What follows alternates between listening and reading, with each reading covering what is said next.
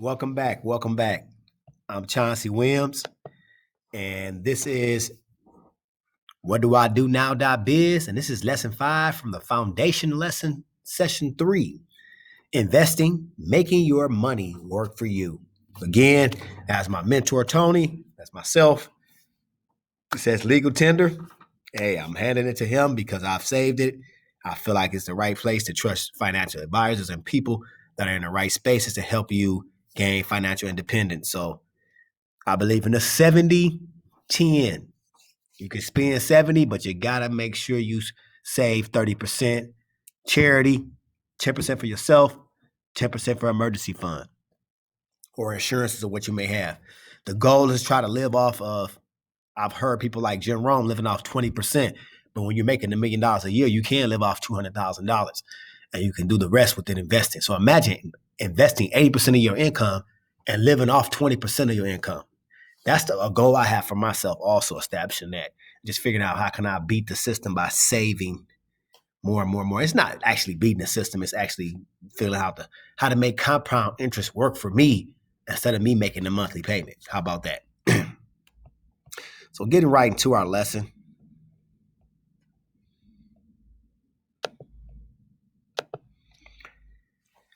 Investing, making your money work for you. Up to this point, the focus of these volumes has been primarily on getting you out of debt, avoiding bad debt, and saving for your excessive interest expenses. In this chapter, we will turn our focus to putting our money to work and assisting you in an accumulation of wealth.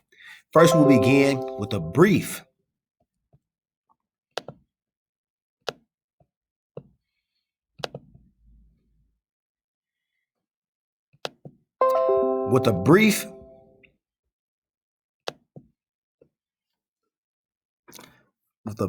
overview of different types of investments, followed by the development of a long-term investment plan that's right for you. A penny saved is a penny earned. Investing can be defined as the opposite of borrowing. That is, you allow others to use your money and earn interest income for doing so. Just as you pay interest to use your bank account or credit company credit card, they will be willing to pay interest for the use of your money. I can barely keep up with my current bills. I don't have enough money to begin investing. I hear that statement all the time, but you got to get on this word. It's a budget. So then, have you ever heard of this excuse? Probably so. This is one of the most common people say at the beginning of an investment plan. The truth of the matter is that anyone can begin to invest. Investing only requires a commitment to begin and the discipline to make sure that the regular contributions can happen. Even the smallest regular investment can multiply an incredible amount over time by the power, and I love this word, compound interest, not interest rates. It's defined as a reinvestment or adding of the interest earned or your principal investment to the principal investment. Therefore, with compound interest, yours will begin to earn on the interest you have earned the years prior. Compound interest allows your investment to grow at an exponential rate over time. So just think about that. That's a way to empower yourself. So let's look at this brief example. Okay, Chauncey's parents received an $8,000 certificate of deposit when he was born from their parents, okay, to be eventually used towards his education at age 18. The CD paid 9% interest, which was compounded yearly, so every year that 9%. When Chauncey reached his 8th birthday, his CD was worth $16,000. So it doubled in that 8th year. When Chuck was a nickname that I did have, it's about me, his CD was worth $32,000 at age 16. The same $8,000. On his 18th birthday, Chauncey CD's maturity at the value of $39,000. All of that from the one initial investment of $8,000. So they put the $8,000 in the bank and never touched. So imagine you get a windfall, lottery, whatever, and you get enough money to say, hey, I'm just gonna put this $8,000 over here. I'm not gonna look at it. I'm gonna put it in a Gerber investment fund or something. And hey, I'm not gonna touch it for so many years.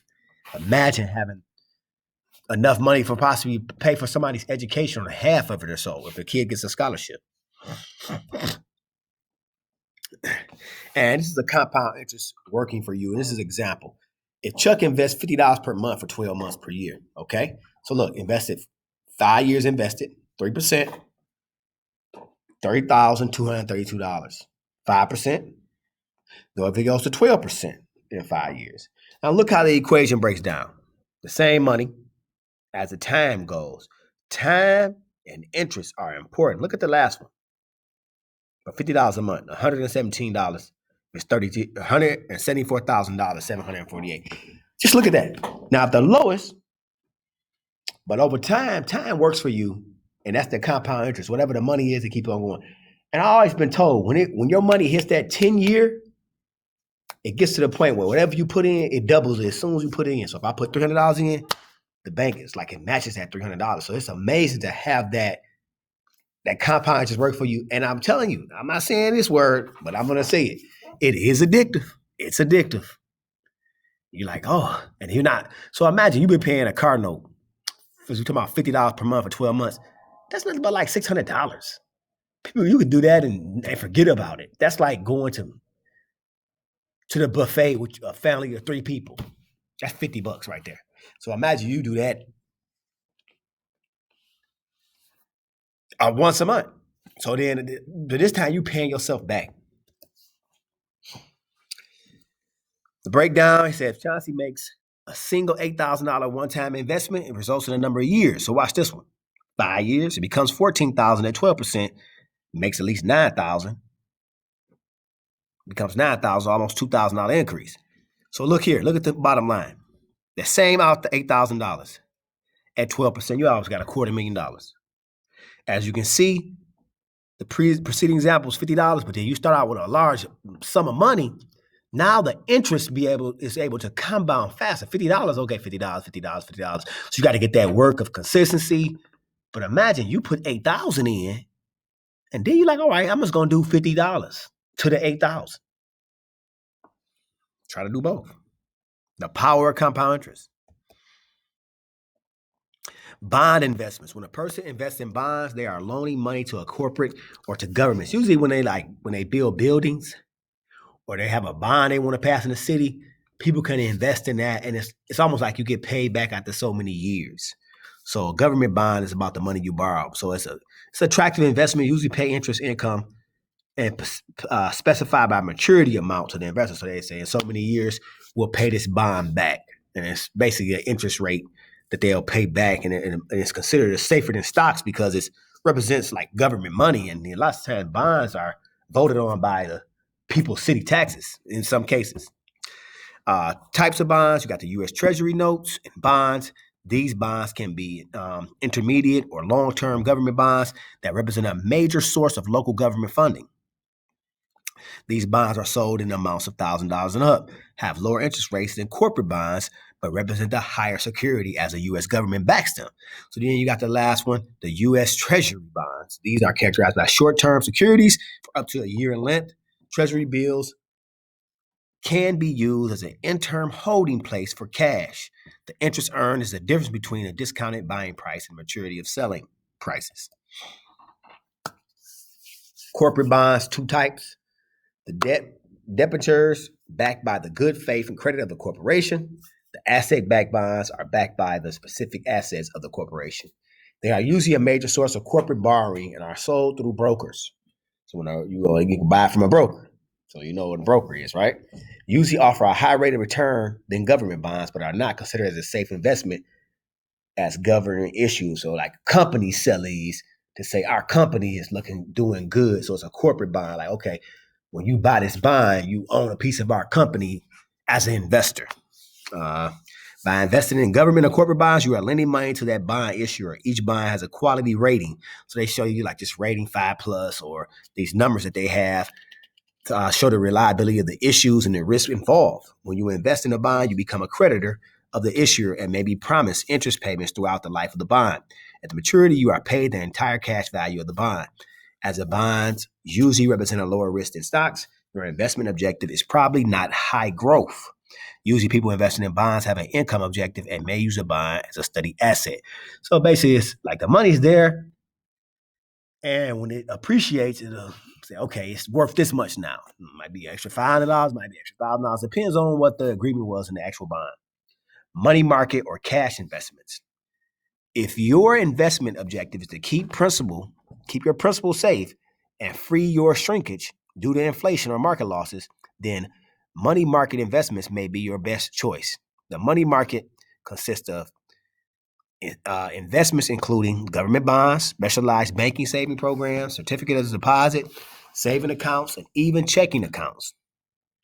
These type of investments may have a very short or long-term maturities and usually represent the safest investments possible. When you deposit $1,000 in one of these investments, you are quite confident you will have at least $1,000 next year. Other investments, you cannot be so sure. The money market investments have stability as a primary investment objective. I use these sometimes when I invest in companies because I just want my money to stay there. I don't want to touch it, but I don't want to be able to get it too easily. Government bonds are also considered to be money market investments as they are one of the safest investments that an individual can make. However, they usually do not pay an excellent rate on your investment. Usually the government bonds will pay a few percentage points above the inflation rate because they are considerably relatively risk-free. It is used by many investors to protect their investments. As again, it's like a long-term bank account. You can touch this money in 3 months, you can touch it in 6 months, you can touch it in 9 months, you can touch it in a year. But it's only going to be probably a little bit more because you're just trying to put it in a safe place where you just can't go to the bank and get it. That's all it really is. I look at those like that. Mutual funds have become a household name for millions of investors throughout the world. With over 11,000 mutual funds to choose from, investors have made mutual funds the first investment that most new investors seek. And my financial advisor always tries to show me something and say, hey, this is good. It's not high risk. You can make some money. So listen to this example. Mutual funds represent a pooling of money with other investors who share a common objective. So your money is not at risk. Others are. You're like in this investment family buying these stocks and bonds. This pooled money is managed by a fund manager who has identified investments that are likely to produce results. So he's forecasting that you're going to make money.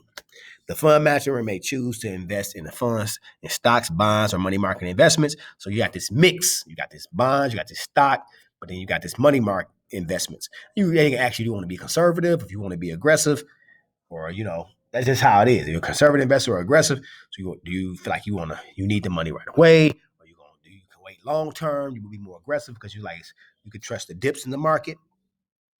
So if you are automatically diversifying your investment across the fund's portfolio, when you invest in a mutual fund, you are given shares in the fund. As the value of the stocks, bonds, and money market investments increase within a fund's portfolio, so do the value of the shares you own. Likewise, if the value of the fund, stocks, or bonds, or money markets fall, the value of the shares do also. Why are mutual funds an attractive investment? I use them. I'm just going to admit it. I use them. Beginner investors have a fund manager who will invest their money wisely. As a bank, investors can make regular deposits through mail, internet, automatic deposits, regular installments, or lump sum deposit into the fund. I do that all the time. If I click the wheel fall, hey, I got $1,000, put this in here, or I can type it to my account and just have it come from my checking account. I like doing that because I have my meeting, my quarterly or my 6-month meeting with my financial advisor. Mutual funds are liquid assets. They diversified through many stocks and bonds and money markets. They're safer than owning individual stocks, but higher return than banks. So it's like, now some people have those apps like Stacked. ING has one. You can go in and you can say, okay, I want to buy Nike stock, or I want to buy Johnson & Johnson. You could buy that one company, but if that one company tanks, that's all your money. So it's basically the money markets, and having this attractive investment as a mutual fund, you got this good mix of money, and it's the safest way to invest, I believe. But it's going to be long term. You just can't say, I made this much money. It's all about the volatility and the risk that you put in. Many types of funds investors can they offer assistance when they can help you with your account, understanding your account. They usually have a financial advisor or planner you can call, or somebody will meet with you. Many types of funds an investor can own, many different types of them. An investor can own different types, allowing additional diversification of investments. Safer than owning individual stocks. Again, it's higher than banks.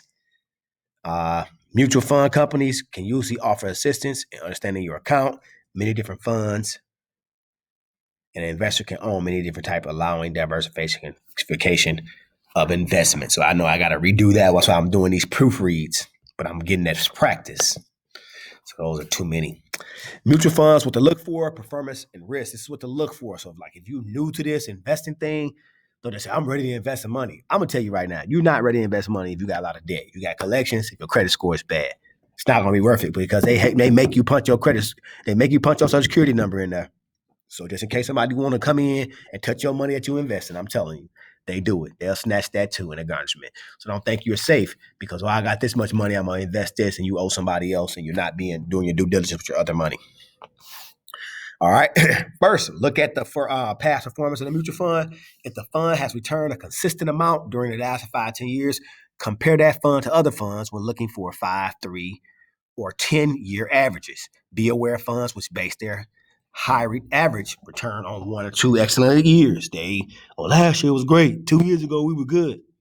Problem, that's not going to work. What is the company's risk potential? Many aggressive funds may have volatile years where they were a potential loss associated with the fund. If you are a long-term investor, you could probably tolerate some loss in exchange for some excellent long-term gains. So that means if you're in it for the long run, at 10 year, 15, 30, hey, your money going to come back. You got to trust the market. Costs. Many mutual funds are associated with commissions or fees. Remember, commissions reduce your investment principal, so you look for good funds without the high commissions and fees. Remember, commissions reduce your investment principal, so you look for good funds without the high commissions and fees. It is not the purpose of the volume to suggest, advise, or encourage investment in any particular stock, bond, or money market instrument. This volume was intended to inform the reader or possible investment opportunities and encourage the reader to seek additional education and information on possible investment strategies. At the end of this volume, I'm going to provide the reader with recommended books, websites, and phone numbers whether you acquire additional resources and information on these topics. I am not your financial advisor. Don't say you saw this because Chauncey said it. No, this is what I'm giving you. Just a basic financial plan, investment 101, foundation, get out of debt type of volume. That's what this is. But you already have the resources. At your job, you have someone that's ready to connect you with an investment plan, an investment portfolio. You already have those resources at your bank. You can get a money market account.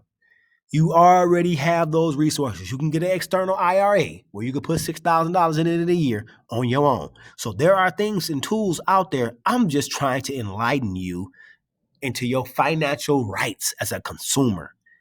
Because a lot of times we do this. We consume and we don't have a right to save. We spend everything we have until we realize, I got to retire. I got to start saving some money for my kids. But all the resources are there and they're advertised to us, but we never take the initiative. So this is for you to take the initiative. That's why I'm producing these lessons. Please take the initiative. Understanding risk and developing your investment strategy. All investments involve some amount of risk and opportunity costs. Even the safe investments, including savings accounts, involve the risk that your money will grow at a rate that is slower than the rate of inflation. Investing $100 in a savings account may yield $103 next year. But if the rate of inflation is $4 per year, the next year will purchase less than $100 does today. Therefore, your safe investment into a savings account may actually result in an asset loss for you. Additionally, when you make one particular investment, you are also risking the opportunity that another investment may bring. For example, when investing $100 in a stock that may increase by value by 25%, the opportunity of cost of investing in a savings account is additional interest or growth that may have earned if you invested in stocks. Therefore, all investments involve some risk. Throughout these volumes, we have discussed on debt reduction, debt elimination, and other financial goals. In the next section, we'll begin to shift our focus towards investments. Financial planning, the important factor. It's never too late to start. Woo! Man, I remember that. I remember that story. And I'm going to share one with you. I started in 2002. I had a windfall in my career, and I stopped it in 2006. I said, I'm going to get my credit back because of this mortgage industry. All these things fell off. And this is how this book came, and this is how this class came. And then about 2008, I got back in, and it took somebody, this example right here, to get me to see it. The first question that comes to mind for most people is, can I afford to invest? The answer is you can't afford to. There is no minimum set amount to begin. It can be as little as $50. That's why I started at $50 a paycheck. Now I'm at $500 a paycheck right now. So if I can go back to 2009 when I was $50 a paycheck, 2 paychecks a week, now I'm $500 a paycheck.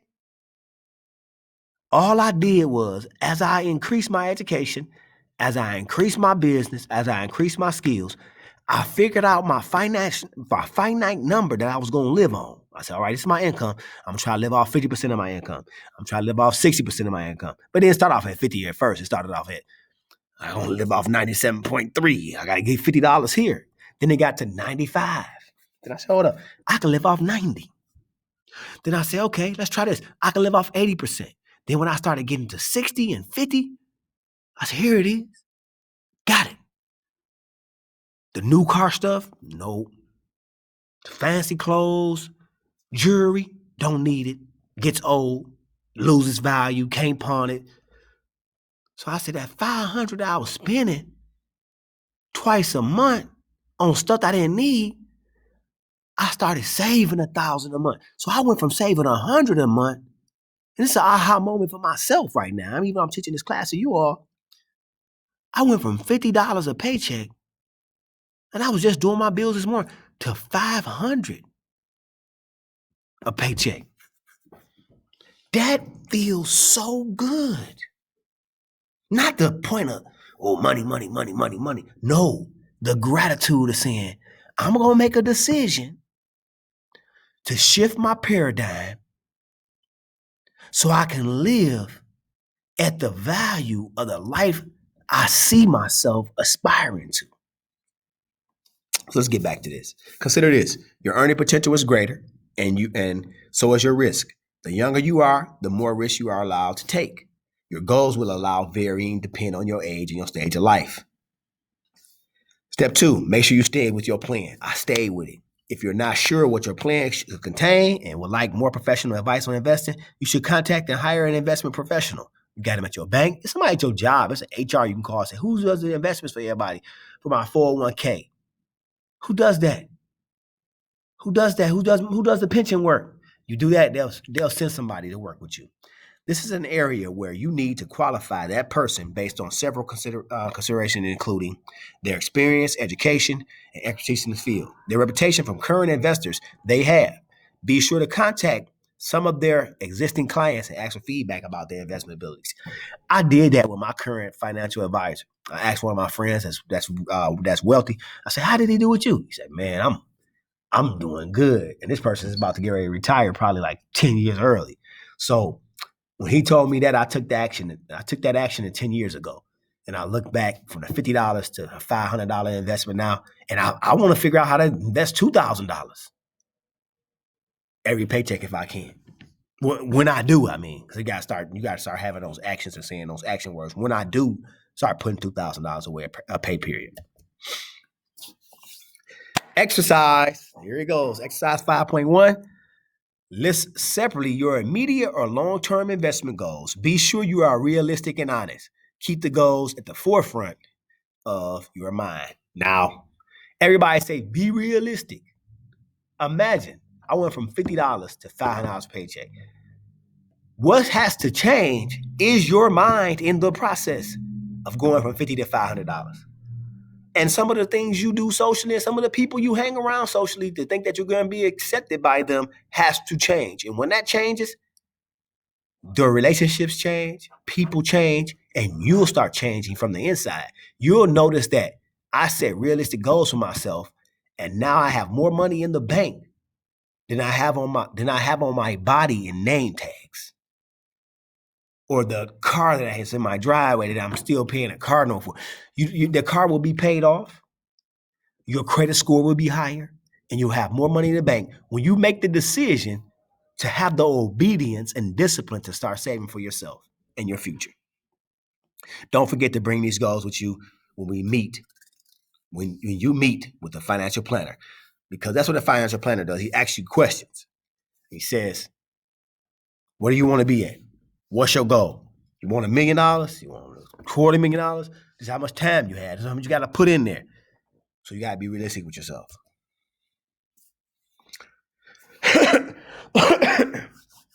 Understanding your investment risk and reward limits. There's an old saying that most investors use a rule when examining investments. The greater the risk, the greater the reward. To help you understand this rule, think about playing the lottery. If you make a minimum investment of $1 to purchase a lottery ticket, the dollar is quite high. In fact, many people forget to check and see if they won. Actually, most people don't expect to win.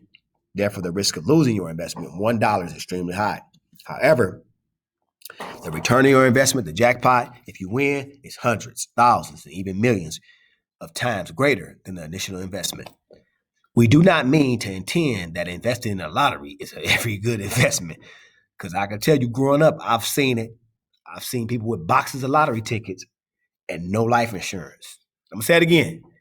I've seen people with boxes of lottery tickets and no life insurance. But I've also seen some people win 50,000, 100,000, 250,000. So I'm not saying play the lottery, not play the lottery, or do play the lottery. I'm telling you, if you got systems set up and you got this hobby where you spend this money on this frivolous thing called the lottery, that's you. But if you don't have nowhere to stay, you don't have no insurance, so nobody can bury you, and you don't leave your family a nest egg or a seed when you leave this earth, that's selfish. That's what I think the limit and the reward is. Therefore, the greater the risk, the higher potential and return on investment. In fact, like any other form of gambling, it should be entertainment purposes on, like entertaining. I got this $100.